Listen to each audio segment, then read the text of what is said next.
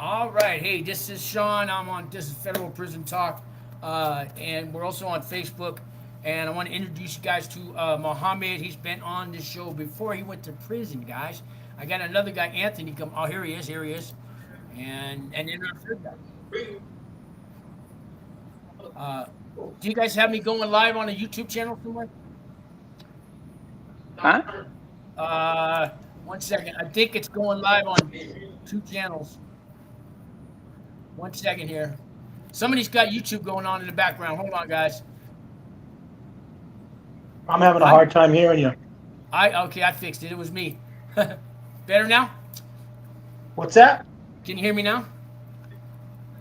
Very low. Check your audio. Mo, Let me can move hear to a me, different right? location. Let me try.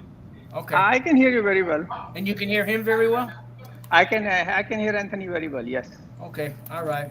Well, Anthony's fixing the six, and this is Anthony, guys. And both of these gentlemen I've known before they went to prison. They called the channel, called me, we talked, and they both went to Otisville. They had never met before, but they get to Otisville, which I think is the #1 prison camp in the country. You guys could tell me if that's all myth or false, but they ended up being what, roommates, cellmates over there? We were not roommates, but we knew each other. We had we had a good What a rapport. coincidence, though. What a coincidence. And in terms of I got no audio, guys. No audio? Check your. Anthony, put it on speaker. Yeah, try. I am, and it's very low. We hear you. Did you loud check and your clear. noise? Did you check your voice signal? Let me see some. Go back, log in and out again, Anthony. Now, let me try that. Yeah, and then make sure you go to before you log in, check the audio. Check the Different audio. options. All right. Yeah. So at the end of the day, the prison is a prison, but I mean, we were in a camp. It had about 90 people. It was a high turnover camp, and overall, I would say I would classify it as a B plus. My experience, overall experience. Okay. I was there for about 7 months. Okay. So I've heard Otisville is the club fed. It's where all the rich Jewish lawyers go, and it's like a country club. How true is that? Well, in terms of the demographics, that's true because we were about 90 inmates. Our census was around 90, and pretty much about half of them were Jewish inmates. So pretty much Wow. it's known for Jewish inmates, and you will find Jewish inmates coming from even the West Coast to do their sentence there. Because you're Muslim, how did they treat you? Well, in terms of treatment, they mind their business. We mind their business. There was a common prayer area which we used to share. But other than that, I think it was fairly comfortable. And I think you guys have similar menus because Jewish don't eat pork, No, they have a kosher menu, but I have seen the kosher halal, menu. Right? Halal menu for you? Is that what it is? No, I was doing the regular menu, not the halal menu, but they had a kosher menu. But I have eaten their kosher menu too. It's very, very salted because it's very processed and it's fairly old. So I would rather eat, if I had a choice, I would rather eat from the regular line tray rather than eating that kosher food because that kosher food was very heavy in salt. That was my experience. Yeah. Well, before I got a lot of questions about what happened there, but maybe we should backtrack. So, you don't have to say why you went, but I mean, it was a white collar crime, guys, and if he wants to tell you, he can. But I know you got 26 cents to 26 months, correct? I got 26 months, yes. Yeah. So, and you were on pretrial when I talked to you, and then yes, I was on pretrial. Had a self-surrender date, right? I had a self-surrender date. Now, what state did you live in where you got sentenced at? New Jersey. The case was in New Jersey, and I live in New Jersey. And so they let you go to New York because in the feds, guys, you could go anywhere. You could go to Alaska if they had. You can go anywhere. Yeah, they were the judge had recommended. What was the name? Fort Dix. So that's in South Jersey, but I opted for Otisville. both of them are equidistant, from where I live. So they both are like an hour drive for me. Yeah. So I requested the judge for Otisville, and it got selected. We got Anthony trying to get in here. Well, I'm sure he'll keep trying. So you guys are both at halfway houses right now, or are you on home confinement? I am on home confinement. I did about 1 week shy of 6 months in the halfway house, but in Newark it was a hybrid halfway house, meaning Friday, Saturday, Sundays they allow you to go home, and the remaining 4 days you are in the halfway house. But you can get passes. You can go for gym, you can go for grocery shopping, you can go for doctor's appointment. So it's not like you're just sitting there. You have the ability to to do your chores and do your activities and have some entertainment. So.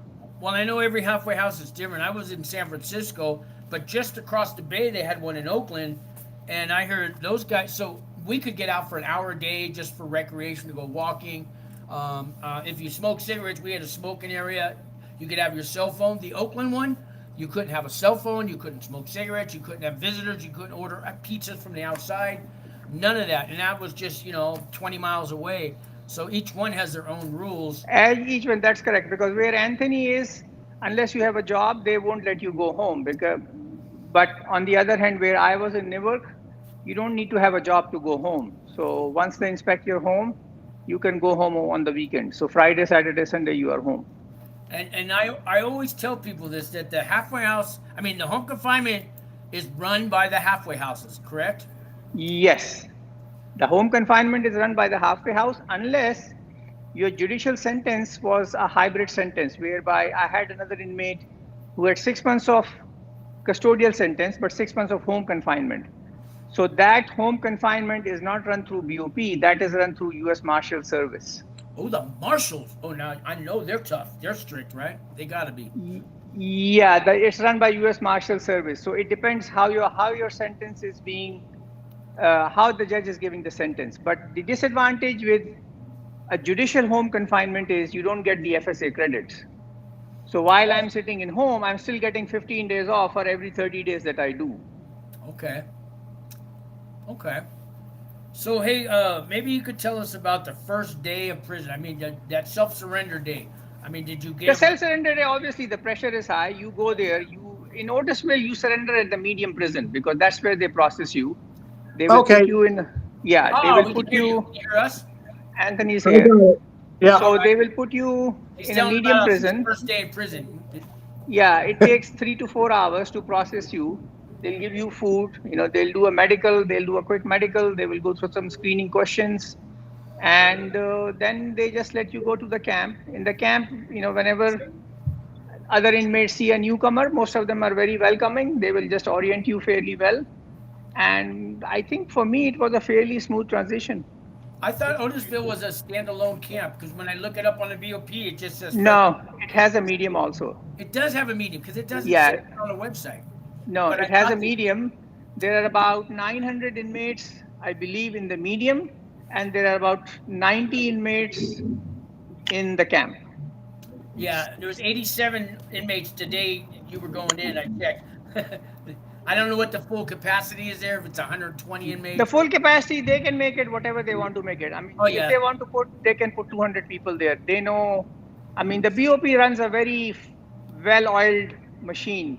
They have the ability to scale up the census and adjust the logistics accordingly.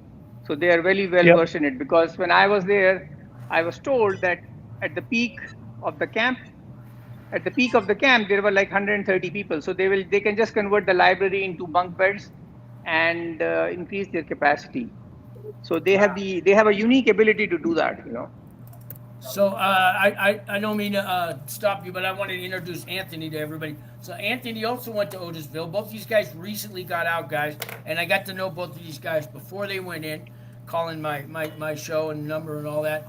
Anthony, how much time did you get sentenced to again? And then want to hear about your first day, like when you pulled up to that prison and had to turn yourself in. What's that? I had 36 months, and I just got released the end of August, so I did 13 on 36. And I'm in the halfway house now. My sentence is over middle of April. I should be eligible for home confinement in January. All right. And then how long home confinement do you got to do? 109 days. 109 with an odd number. Yeah, they give you the figures on your sheet now, so it lets you know exactly what you got. I've heard they do that now. They calculate all the First Step Back credits that you could possibly get, give it a date. Now, if you screw those up, then they recalculate, right? Correct. Yep. As far as my first day, it's kind of a blur. I was just nervous. They processed me in the medium, and then they send you over. It was kind of unnerving. They're like, just walk over to the camp. So it was kind of weird that they just let you set yourself free to walk over to the camp. And I walked over to the camp, and there was a couple guys that greeted me. One guy was named Igor. Muhammad probably remembers him. And then, I just got my bunk, and that was it. It was like a blur the first day.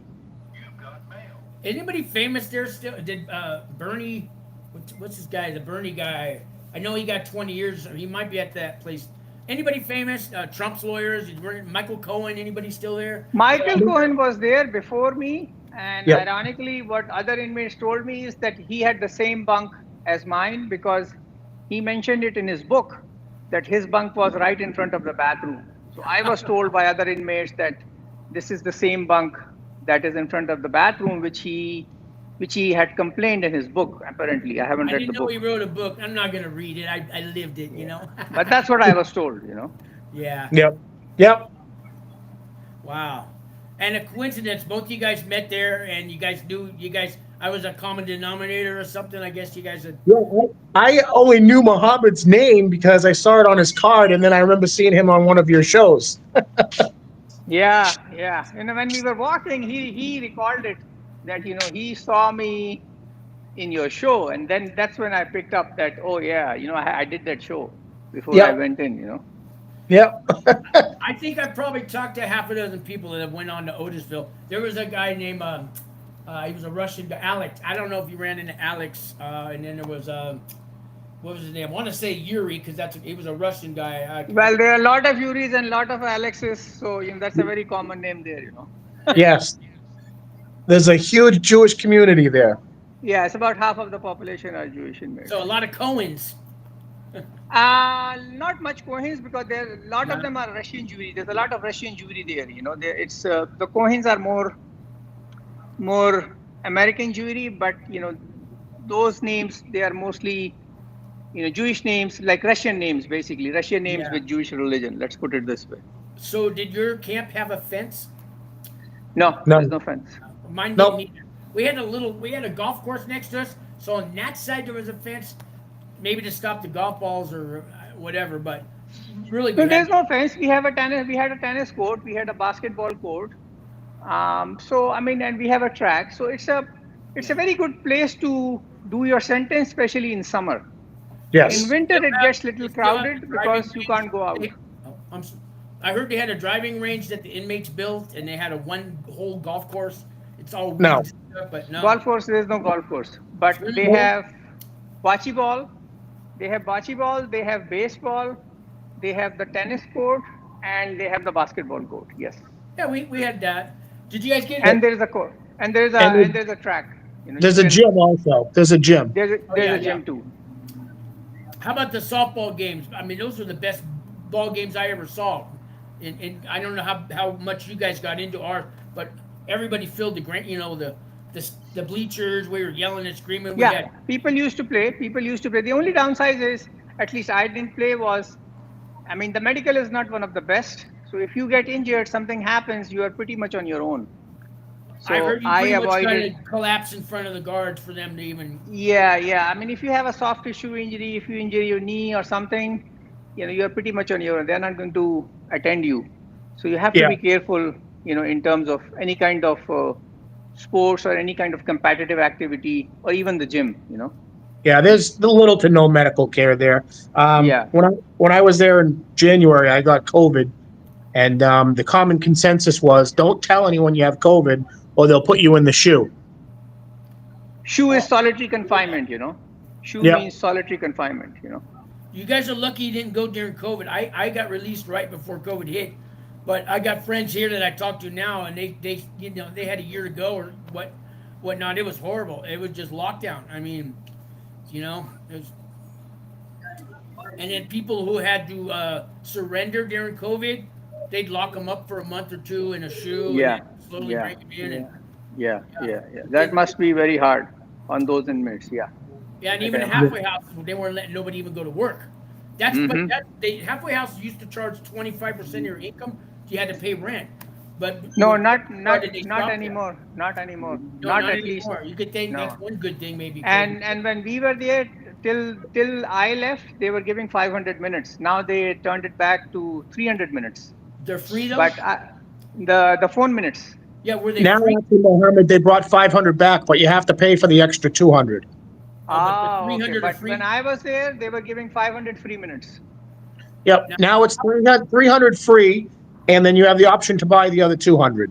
Okay. Still, that's not too bad. I mean, some guys have, well, probably not in Otisville, but at a lot of camps and prisons, some guys have no money on their books. They get whatever the 12 cents an hour they make. That's their money. Yeah. Yep. I doubt you had any broke inmates in Otisville. I think there was some, right, Mohammed? Yeah, but even the broke inmates, because thing is, you don't have any. I mean, it's a different world because you don't have any expenses. I mean, you are getting 2,500 calories. I mean, the food is basically one step above starvation. Yep. If you just take the mainline food. Really? If you Because buy our food commerce, wasn't bad at all. We could go back for seconds, and we had some no, really over good, there was a lot of stealing of the food. I think Yeah. I would say 40%. 40% of the calories over there will get stolen and resold. So if you're not paying for the food, you will pretty much get shortchanged. Yeah. I mean, they were stealing food where I was at, but they still. I mean, there'd be nights like chicken fajita night, and you'd get one. No, little over chicken there I think it was stole the rest, but- was on top of the roof. The stealing of the kitchen was on top of the roof because I would say 40% of our bona fide calories were stolen. No doubt about it. Right, Anthony? No doubt about it. Yeah. There were days that like you'd get hamburgers, which was Wednesday, I believe. You'd get 3 French fries, a full of French fries, because they would steal the rest of the food.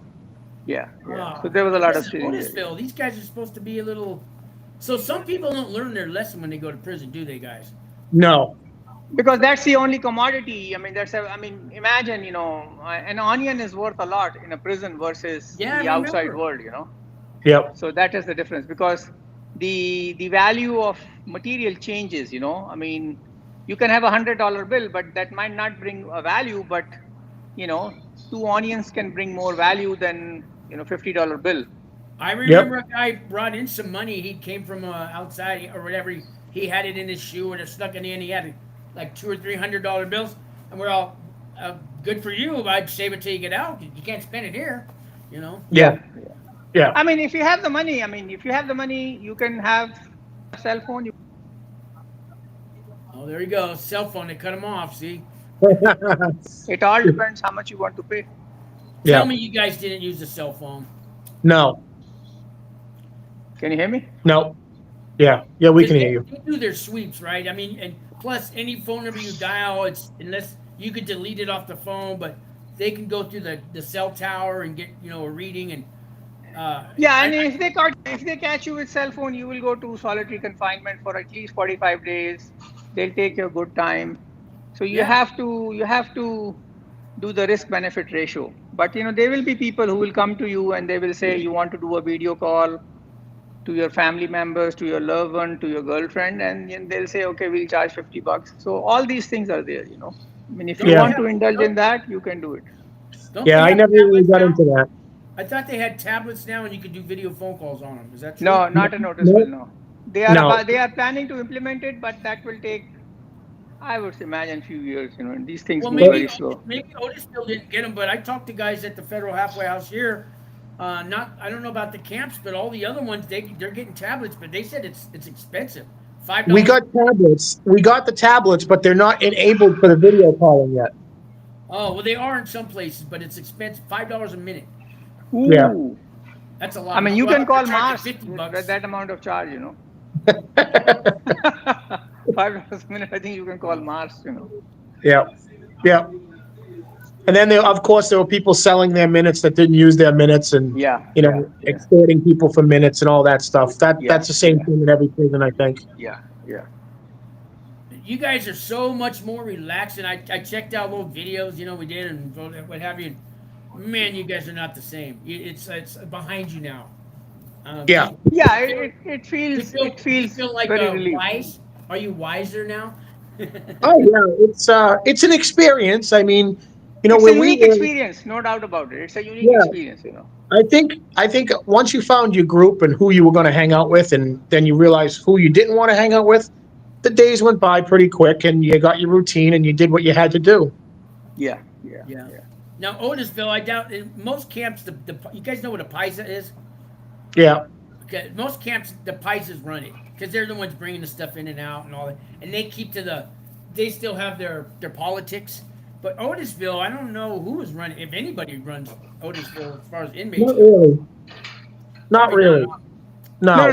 there's no gang activity there in Otisville. There's no gang.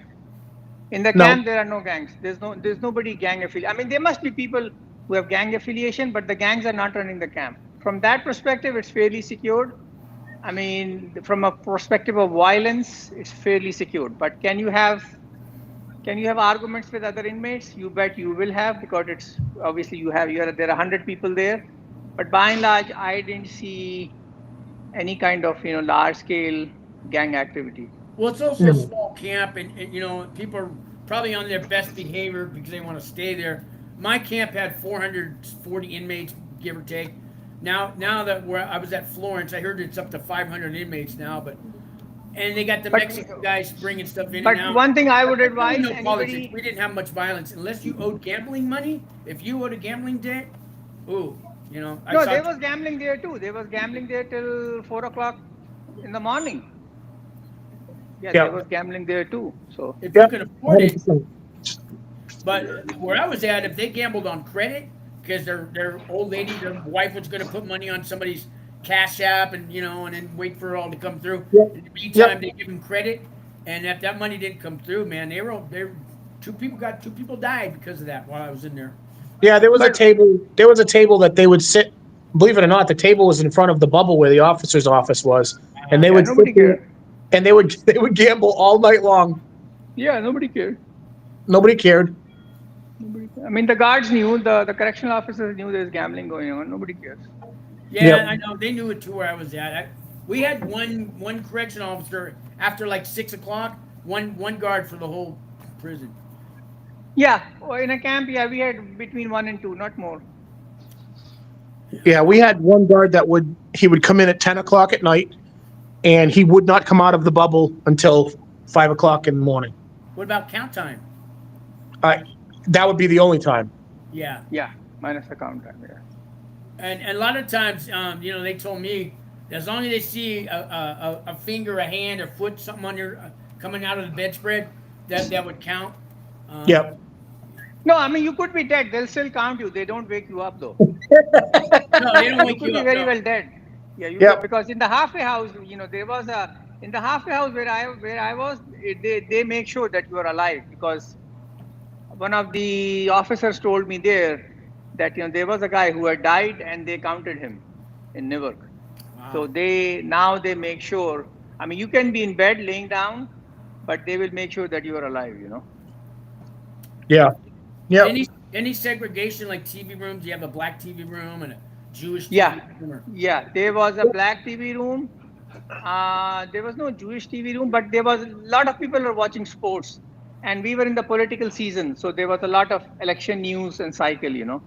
Yeah. There was a Spanish TV room. There was a Spanish Yeah. TV room. There was a black TV room. Yep. Black TV, not black TV room. And then everybody else was watching sports, either sports, betting on the sports, or the election news cycle. Usually it was Fox News. we had a Fox News TV room and a CNN TV room, and nobody was ever in the CNN one. No, there was no CNN. It was all either very less, little some Fox News, but mostly sports, I would say. Yeah, it was Fox or sports, ESPN or Fox. Yeah, and then obviously political news, because we were in the peak of the election cycle last year. Yeah. Oh, and by the way, who just got assassinated.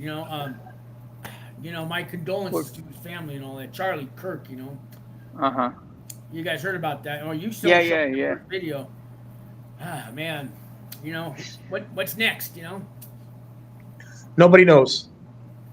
So there's a lady named Alice Johnson. Does that ring a bell to you guys?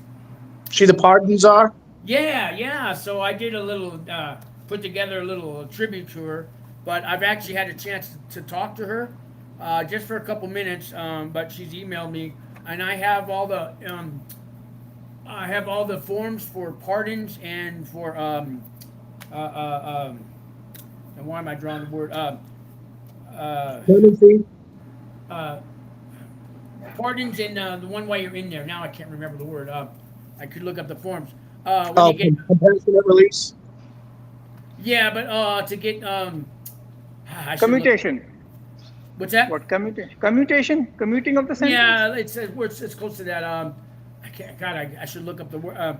But so it's one while you're in there, you can get I don't say clemency. Clemency, yeah. I have clemency forms. That's why you're in there. And then once you get that, they'll release you.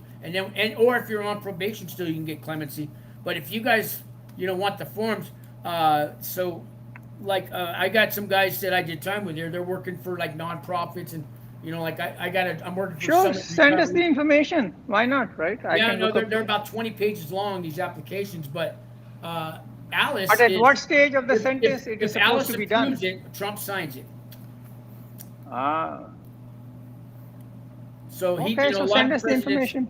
Yeah, a lot of presidents don't do the pardon until the end of the year.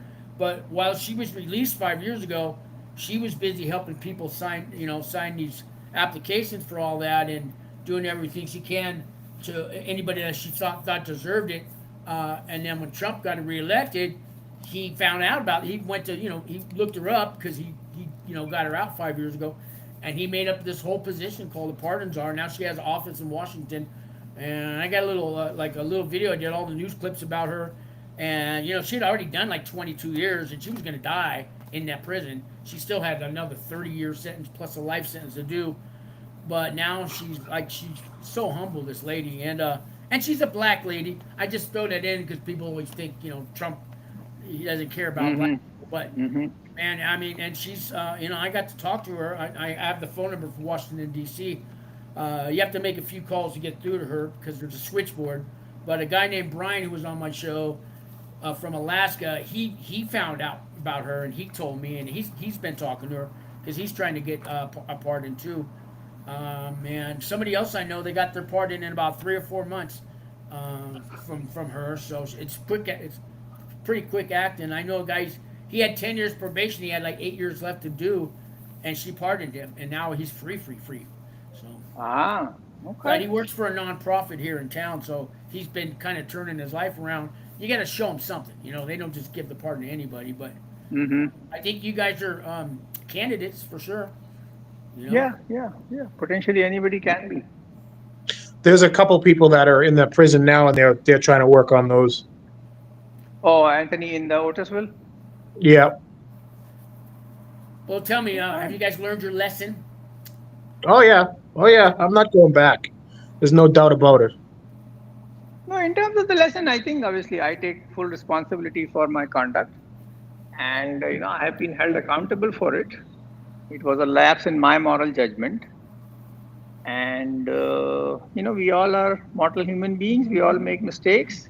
We learn from the mistakes and make ourselves better. I think, Mohammed, you could kind of tell in the prison. I think you and I used to talk about this. You could really point out the people that are going to go back. They really don't care. You could really say he's going to go back, or they might as well keep his room because he's going to come back. I saw a guy come back 3 times. It was the drugs. He goes, I think the recidivism rate in the federal judicial system, if you read the data, is very high, and bulk of it, I think, comes from drug cases. Because on the drug cases, the recidivism rate is very high. In the white collar space, I would imagine it's a little bit on the lower side, but the overall recidivism rate is fairly high. if I'm not mistaken. And the principal predominant reason for that are the drug crimes. The markup is so high in these drug deals that people are very, very tempted to do it again. And unfortunately, the drug cases, the inmates who are doing sentences because of drug offenses, they don't have, by and large, in my 2 cent opinion, they don't have any other skill set that they can offer once they are in the outside world. Yep. So I think that predisposes them a lot towards reoffense. And there is no Big pharma. there's no They could work for big pharma. well, there's no programs either. There's very little programs. There's nothing to teach these people. So, there are no vocational skills. There are no vocational skills that they can learn. And a lot of them are doing long sentences. So if you're doing a 10-year sentence for fentanyl, I mean, pretty much you are doing the sentence, but once you will come out of that 10-year sentence, you won't have any other kind of collateral, vocational, blue-collar skill that you can employ to make a decent, lawful living. Exactly. That predisposes them towards reoffense. That's why the recidivism rate is very high, unfortunately. You have people that are locked up for 5, 6, 7, 8, 9, 10 years, and they come out and they've done no programming because there's nothing there. There's no skills to take. There's no classes to take. I mean, we had one class that used to keep going. It was called Money Smart, and it was taught by It was taught by a serial offender, and he was an inmate. So, that's the scope of the classes. Yeah, I took a real estate class by a guy who was there for real estate fraud. That kind of stuff.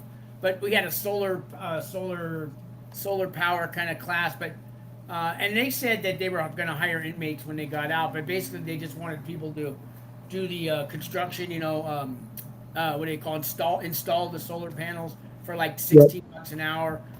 You can't raise a family on that. You can't. You know what I mean? It's not really a good incentive. I mean. Yeah. It's a job. Yeah, you can get out. The mindset's changing. Subway sandwiches will hire you. Starbucks might hire you. But are they gonna, let you teach history to their children in the public schools? And are you going to be able to, get in a director of to get anything decent?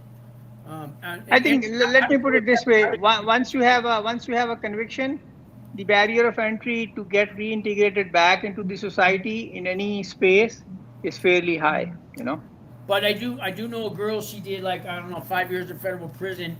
She's still on federal probation, and she is general manager of La Quinta Hotels here in Albuquerque, making big money. Yeah, right? There are some exceptions to the case, but generally, by and large, this is my experience that the barrier of entry back, the barrier of reintegration is prohibitively high for most inmates. Let's put it this way. I got a friend though. He got his CPA license back. I know a doctor who's practicing medicine again. A nurse who got that back. What kind of doctor were you, Mo? General medicine, cardiology. Okay. Do you know about Medicaid fraud and Medicare fraud, that kind of thing? Because that's big time now in this town. And I went to the college. I took some courses. So I'm a certified peer support worker now. I work for the Department of Behavioral Health and Mental Health out of New Mexico. So it's they call it like a lived experience. So now they'll hire me it's basically a social worker to help people off the streets and coming out of jails and that get back into the world, and everything from getting their ID, driver's license back, finding a place to live, filling out a job application, trying to get them back in track. So, but they're paying like $25 an hour. But the last place I worked at was doing Medicaid fraud, and I called them on it because you can only bill for certain things, and they wanted when you drive your clients around, you can't bill for that, but they were billing anyways. I called them on it, and they told me, well, that's the way we do it here. And next thing you know, I get called into somebody's office, and they said, I understand you've been saying we're money laundering here. I didn't say that. I said, but the things you want me to do, I don't want to go back to prison. They said, well, then you can just leave. So I left. Basically what happened. My big mouth, but I don't want to go back. So there was a lot of people. There was a lot of people locked up for Medicare fraud. A lot of people were locked up for Medicare fraud. Yeah, I know. I was there. I was witnessing that too. But now it's out here, I mean, a lot of organizations have been shut down, and people are going to prison. Yep. So I'm real careful. But now I got a job with a decent place. I know they're not committing any kind of fraud like that. But I was out of work for a few months, and I couldn't get unemployment because basically I quit when I don't know if you quit or got fired, but it's got to be an unjust reason. And I guess I could fight it, but anyways, it is what it is. I just don't want to go back. And Medicaid fraud it's running rampant right now because New Mexico pays pretty high. They pay $83 for every hour I spend with a client, and my certificate, I can have 15 clients at once and like teach a class times $83 for each one. It's a lot of money. It's over $1,000 an hour I can make for somebody. There's a maximum cutoff of 4 hours a day, but I did the math. It's $800,000 a year I can make for a company, and that's doing it legally. And they still want to cheat the books. But I think we all learned our lesson. I think we learned our lesson, right, Mohammed? Yeah. I think for some of the funniest things, some of the funniest things is watching the people. You have certain groups of people, and certain groups of people think like this, and certain people think like this, and then, this everything is what did they used to call it? Inmate.com, Mohammed? Yeah, they still have that. And what about the people that are completely innocent? They did nothing wrong, but they don't. Maybe on that one charge they were innocent, but if life wasn't fair, what if you got sentenced for everything, every crime you ever did that you got away with? How much time would you get? I think Mohammed's sound is off. Oh. I never found a single innocent soul there. No. There is No. nobody innocent there. The only thing that you can say is there may be some inmates who were overcharged, meaning if they did one crime, they were charged with 3 and they pled to 2. Yeah, there's a lot of that. There's a lot of that. System work. But I don't know. I did not see any Okay. So I told them it's only fair. that Yeah, he's talking to somebody. I hope he's not in trouble. You in trouble there, Anthony? Yeah, I just have to go and do something. It's good news, so it's very good. Oh, okay. Because I don't know how they are. I don't know, how they feel about, doing a broadcast from inside of there. No, everything looks good. Yeah, I mean, there's just a lot of delusional people there. They all think they're innocent. They all think they didn't do anything wrong, and they walk around all day saying, "I'm getting out tomorrow. I'm getting out." I had one guy that when I first went in August, he told me he wasn't going to be there long, and then when I left in August this year, he was still there. Ed? Yes, Ed. Hey, I do want to do, I want to talk to you guys more, like if you guys do another show, but I know Anthony, what time is it? I did want to ask you guys, for people that are on pretrial, I'm always getting calls, they're watching this show. For one, a lot of people want to get into Otisville. How can they do that? But what advice do you got for people that have not been sentenced yet? I would say, there's everybody will tell you do this, do that, do this, do that. For people that are thinking about going to trial, I would strongly suggest against it. Nobody wins in the federal system unless you're truly, truly innocent and you have to be honest with yourself. Then you can go to trial. But I would not go to trial because I've seen people that went to trial that should have been in for 24 months that got 8 years, 9 years. No, 2 years, 24 months. 2 years versus 24 years. Let's put it this way. Remember, Exactly. Gerard? Yeah, exactly. That's That's why I say, what about all the crimes you got away with in your life? So this one, Yeah. maybe take this one. You know what I mean? Yeah. Let me put it this way. Very pragmatic advice. Once the feds are at your door, you are going to jail. You have to make the decision whether you plead guilty now, take responsibility and do a shorter sentence, or you fight it out and do 4 times, 5 times longer sentence. Yep. That is the toughest question. That is the toughest question you need to ask yourself. Yep. In the pre-trial phase. And the more you drag it out, the more resources they put on you, the more the AUSA will get pissed off at you, and the more they are going to hit you hard. And don't chase false rainbows. You know, don't think, oh, I have 5 letters, 10 letters. I got this doctor saying I'm a good person. And don't think that that's going to make you any more exempt from a sentence than anyone else. You know, oh, my hip hurts or my back hurts. They're not going to put me in jail. I got to take care of my grandmother. Well, you should have thought about that before you robbed the bank, you know? They don't care. They just don't care. Yeah. So that's How how about I look. the big PSR, the pre-sentence report? Everybody's making a big deal out of it, you know, sometimes before they. I think that's for the prosecution to work against you. So you want to make sure there's anything right. bad about that you can take off. But I don't think it's as big a deal as people put it out No, to I be. don't think it's a big deal. The other thing is in the PSR, the judge knows the probation officer, the judge knows the pretrial officer, the judge knows the AUSA. So whatever they write, the judge has more credibility for what they are writing versus what I'm writing. And I've already pled guilty to my offense. So the court officer and the AUSA, they have more credibility, rightfully so, in front of the judge versus. I can write up anything fancy, but it's not going to stick in front of the judge. Yep. I think, and I also think that Mohammed just hit a good point. That judge knows that AUSA. They know that probation officer. You know, I did my allocution. I stood up. I said what I had to say. And within 3 seconds of me being done my sentence, she already had the gavel slammed down. And she told me what she was giving me. I really firmly believe she knew what she was giving me when she walked out of the office. Yeah, because I think when the judges are coming into the chambers for the sentence part, they have already read the case. They have dealt with hundreds of cases, thousands of cases, so they know what would be an appropriate sentence. And by and large, unless something is extremely out of the blue, you will get that kind of sentence. Unless they find something out of the blue during the hearing, you are going to get that kind of sentence. And by and large, when you are in the federal system with a felony charge or a felony plea, you are going to get a custodial sentence, meaning you will go to jail.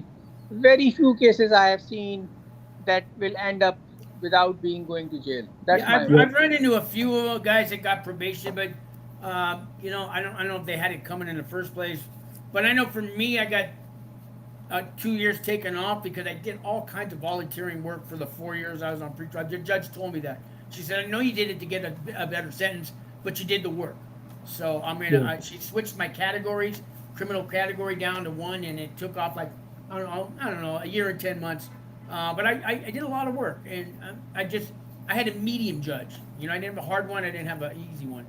But all right, Sean, I got to sign off. I got to go take care of something, but I'm happy to come back on another time. Yeah, let's do it another time. So, last words of advice for people, guys. Be calm. It gets better. You're over. After sentencing is the worst part. When you walk into that jail, you'll breathe and you'll feel a sense of relief. If you go into a camp, there's absolutely nothing to worry about. And just keep your mind busy, get in shape, and listen to yourself. Don't listen to all the rumors around you because it'll drive you nuts. And how about you, Mohammed? You got some final words? Is structure your day. You need to have some tasks, some assignments, whether it's just simple walking, reading, writing. Structure your day. The more you structure your day, the better quality of life you will have. All right. I want to thank, and hopefully we could do this again. I got your number. We'll be Sure. sometime next week maybe or something. But you have a great night. Have a good weekend, okay? You too. Thank you, Anthony.